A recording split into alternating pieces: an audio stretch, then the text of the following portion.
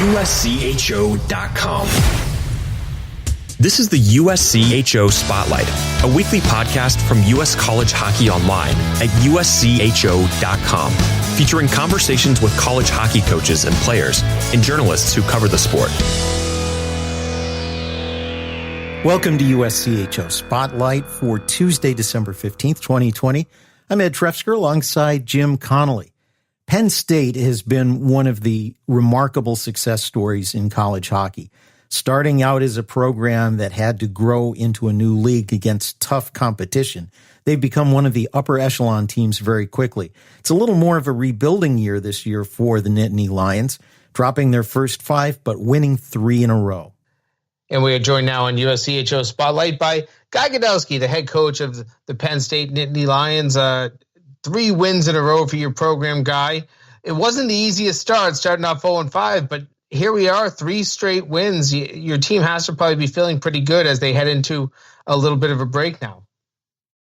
Well, certainly it is nice to get a few wins before the break so the guys enjoy it a little more. But, it's been a different year, and I think starting off was a little bit different for us and certainly a lot of teams. And I think it's good that I think a lot of the guys are just feeling good that we were able to get through a road trip and do it safely, and we're able to play at home and do it safely, and now sort of probably concentrating more on hockey than on all the other inertia going around us.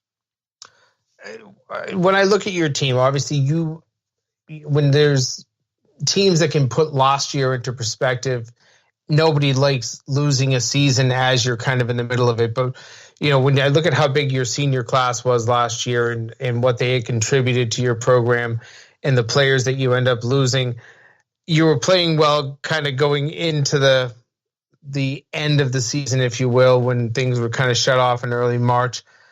Now you had to bring back a team that looked a lot different, felt a lot different, a lot of freshmen.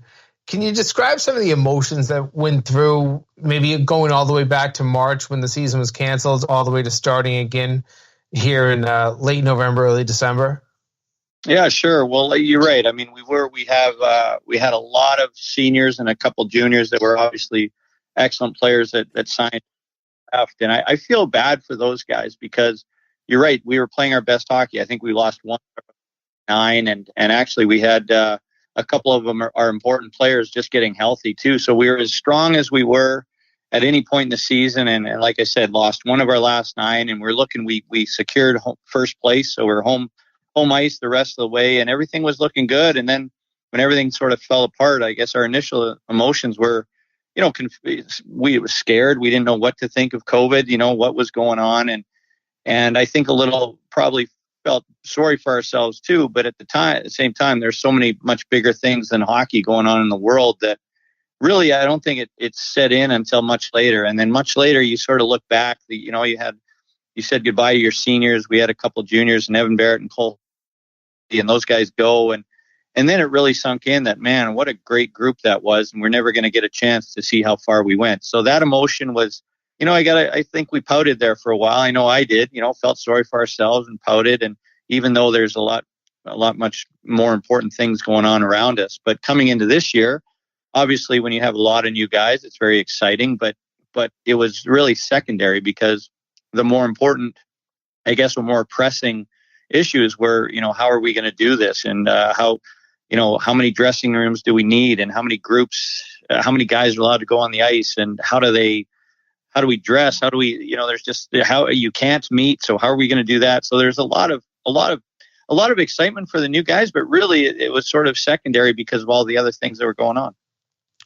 When I look at your team, you obviously had a couple of seniors return, and they are carrying you, and Alex Limoges and Tim Doherty. But you also had a good freshman class last year, and I think of some of the scorers like Kevin Wall, and now you're seeing Connor McGeckern really emerge. You have some players that are coming in and kind of supplementing that. What do you kind of look at as the chemistry of this year's team, and how you have some older players now needing to kind of meld with the younger and find a way to kind of create some line combos, some pairs that might work? Yeah, sure. I mean, last year, obviously, we had some pretty big names that were really important to our program, and some of those guys have returned. I mean, there's big names like you mentioned, Alex Limoges, Arnie Talvide is one, Paul DeNaples, Clayton Phillips. I mean, just to name a few. But at the end of the year, we had, I think, our most important, obviously, we had a big overtime victory late in the year at Michigan State, and that goal was scored by Connor McMenamin. And then the biggest goal of our year to get us first place or the regular season championship was scored by Kevin Wall, as you mentioned how well he's playing. So we actually had a lot of optimism for the young guys, or at the time freshman class going into this year, and certainly that's exactly what happened. They just kept on rolling right where they left off. In fact, this past weekend, both overtime goals were scored by two freshmen from last year, Connor McMenamin again, and then, as you mentioned, Connor McEachran. So, yeah, we feel really good about that class, and they didn't get as much opportunity because of that. We had so many seniors and upperclassmen that filled so many important roles for us, but now they're starting to fill in, and I think they look great. One area where you had a place for people to step up is in goal. You've had two goaltenders split the starts, both of them getting a win this weekend. Can you take us through what you see as the positives with your two goalies? Yeah, it's first of all, Oscar Audio, he's such a great kid, and he knew exactly what he was getting into, playing behind Peyton Jones for a couple of years. And he was happy to do it. He was happy to learn. He's such a great guy. He's such a great student. He's just great for your program. He's actually the brother of Eric Audio, who was a defenseman also, from Espoo, Finland, that played for us and scored the goal, the overtime goal that allowed us to go to the tournament the first time. So the Audio, I guess, legacy lives on in our program. And he's a guy that, although he got limited opportunity, he does hold our record for consecutive shutout minutes. And we're very optimistic about him. And if, he played a great game against a loss when we played Michigan, he played phenomenal.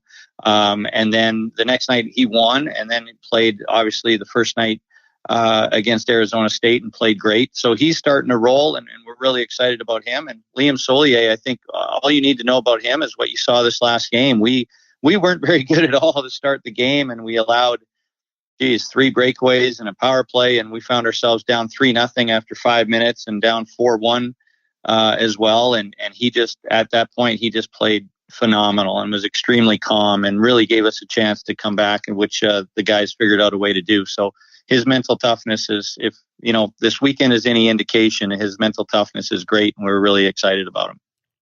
Over the last few seasons, there's been some debate about what overtime format should be selected. The NCAA decided in the off-season on the 3-on-3 overtime. You had a couple of them this weekend. How do you feel about that, going right into the 3-on-3? Well, when you ask a coach after just, you won a couple overtime games, there's probably not too many negative things to say. If you ask to Coach Powers right now, he might say something different. But I've always felt, and our staff sort of felt, that we should mirror the NHL as much as possible. Now, that being said, I think that there was some, requests for RPI, how this is going to reflect in wins and losses and RPI that maybe weren't quite what the coaching body wanted. That being said, though, I've always been a proponent of the more we do, the more we emulate what the NHL does, I think it's a positive. Something that's not as obvious a rule change for fans is a couple of changes with a face-off. You get to pick which dot you want when you have an offensive zone face-off after something like icing, and also the warning instead of kicking the centerman out. How's that working out for you, do you think? Well, the second part first, I really like. I think because, everybody after icings, they'll play a little cat and mouse where, a winger will go in and purposely get kicked out, and you get to skate around for another 10 seconds, figure out, I thought it was just a bunch of gamesmanship. And I think the rule where you just get a warning and you got to get right back down to it, not only obviously it was made to keep the game moving, but I also think it's adds more integrity to that part of the game, at least during icing. So I really like that.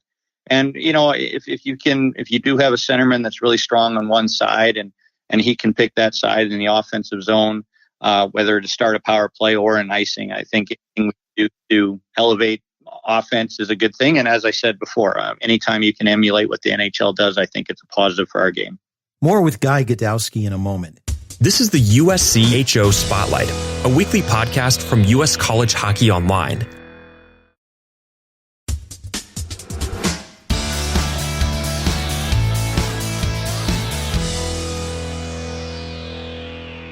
This year you have a schedule against all the teams in the Big Ten plus the scheduling arrangement with Arizona State. One of the things was different. Usually you've had an opportunity since the start of the Big Ten to schedule a few non-league games all the way up even to Thanksgiving in some seasons. This year you had to jump right into the league. Any differences that you have had to deal with there? Was it a little bit more of a shock to the system to go right into the league? Well, it is. I think depending on where you are with your cycle with players. For us, we had a lot of new players, and it certainly would have been nice to be able to play, not games, but non-conference games, and maybe get your feet wet a little bit instead of just right out of the gates, jumping in at Mariucci Arena. But hey, everybody has to deal with it. So you certainly can't complain about it because everybody is dealing with the same thing. But considering where we were with so many new players, I think it probably would have been beneficial. But, that being said, to get indoctrinated by fire, I guess, so to speak, might provide dividends down the road too. Pegula Ice Arena is known as one of the great atmospheres in college hockey, a little different this year with no fans. Have you noticed a difference? Have the players noticed the effect of that, or is it a case of once the puck drops, you're focusing within the boards? We've been asked that, and I remember when we started on the road and asked the question, the coaches had the same answer as the players. Like, you know what? As soon as you skate out, or as per the coaches walk out on the bench, yes, you notice it. As soon as the puck drops, it wasn't really that different. It just you were really focused on the game. But at Pegula, it was very different. I got to be honest. It was just, there's so much fun. And not only is it a great atmosphere, but the roar zone, our student section, is just so much fun. And part of it, even as coaches, like, after goals and big plays, we'd look over to see what they were doing, the songs they were singing, the dances they were dancing, or whatever is going on. They're very entertaining and very fun, and obviously created a lot of momentum for us. And we really do miss them. So I have to be honest, at Pegula, yeah, this is a different experience. And I think not only the coaching staff, but the players, we absolutely miss them.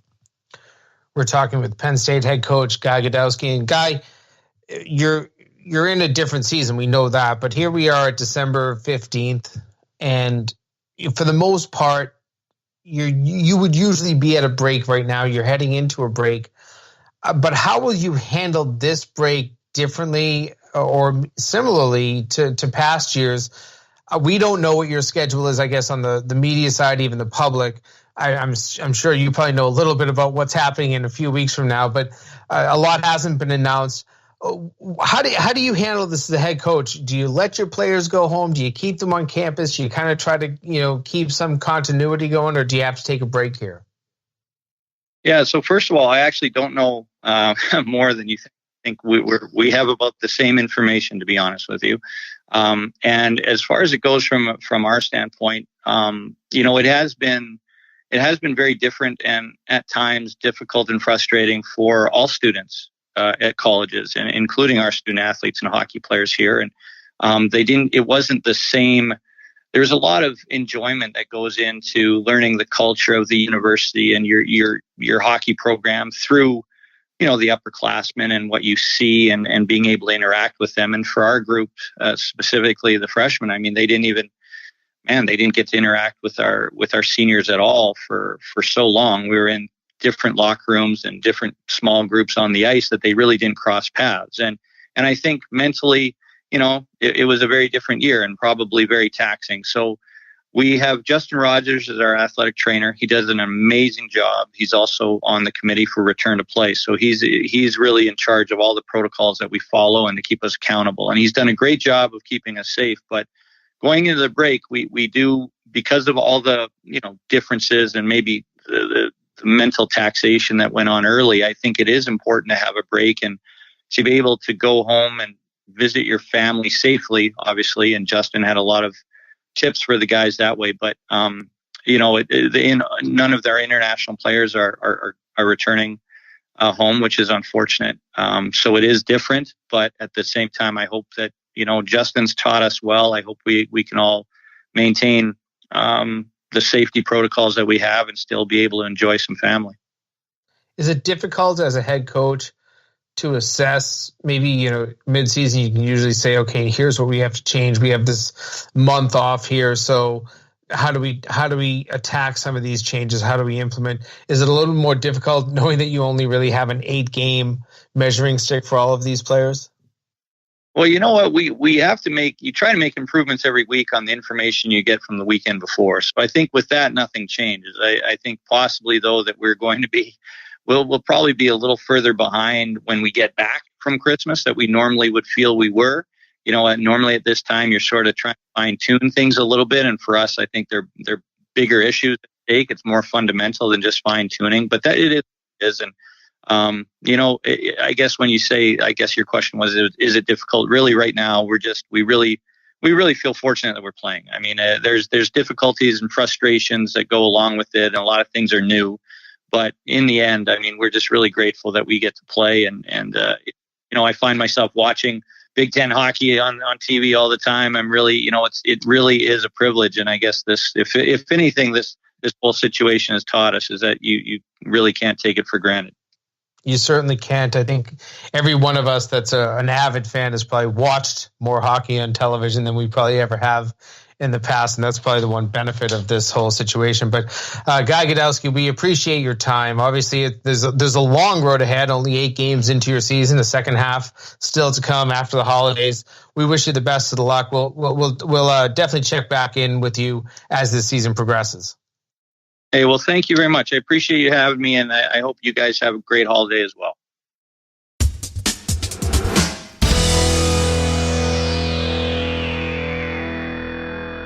That's Penn State's Guy Gadowsky. You know, it seems like it's a brand new program, Jim, but this is his 9th season behind the bench, according to our statistics. And they've really built a terrific hockey tradition in a short amount of time at Penn State. It's really unreal. You know, you and I were just talking about it off the air, 9 seasons. It doesn't feel that long. But then you go back to what they've accomplished and their postseason play, reaching NCAA tournaments, getting to regional finals, winning the Big Ten regular season last year. I mean, everything that this team has done, you just kind of shake your head and say, how did they accomplish it that quickly? And, you know, when we look at, you know, programs that elevate and go into leagues, and usually they're kind of the easy doormats for so long. That was never the case at Penn State. A lot of that has to do with the investment that went into that program, but a lot of it has to do with having a great coach that had success at Alaska, had success at Princeton, and now arrives at Penn State. Arrived 9 years ago at Penn State and has had a lot of success with the Nittany Lions, and that's Guy Gadowsky. As we've talked to different people around college hockey this season, they've had different takes on how COVID has affected them. And in Guy Gadowsky's case at Penn State, he brought up something people haven't talked about, which is getting the freshmen some interaction with the seniors. So many schools have had to break into smaller groups and use multiple locker rooms and not mix as much. That's something that is something to overcome. Usually you have an opportunity to expand the culture and pass along things to players that maybe they didn't get right away. And I'll admit I never really even thought about that or considered that. The fact that as a team, yes, I understand that on the ice you're just practicing in kind of smaller groups of 7 or 8 or 6 or whatever it might be. And then, you know, that, you know, translates into probably 5 or 4 or 6 groups, whatever it might be as well.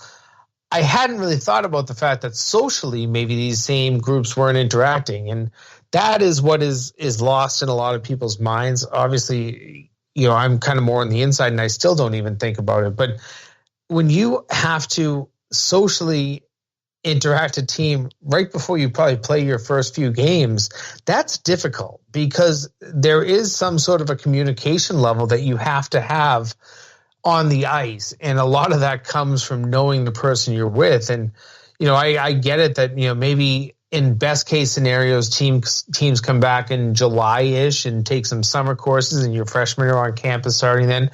The later schools, maybe it's late August and then you're starting in October. But you're talking about teams that, you know, maybe didn't even get to introduce their freshmen to their upperclassmen until November. And that's a struggle. And if that's something you're going through as a coach, that is something that's not easy to deal with. So interesting to hear Guy Gadowsky talk about that. It never had crossed my mind.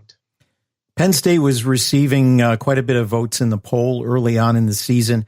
And as you pointed out to me, they have had a very tough schedule. We don't have a pairwise this year, but when you look at it, they had 2 games to start out against then number 11 Minnesota. Wisconsin was number 14. Michigan was at number 7. And last weekend, Arizona State at number 20. All 8 games they've played have been against top 20 teams in the poll.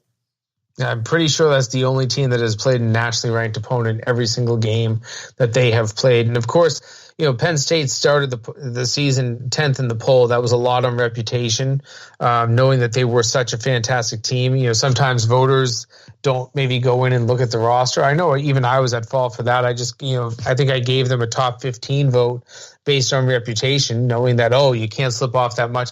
But it is, when you graduate as much as Guy Gadowsky's team did last year, you can actually slip pretty quickly.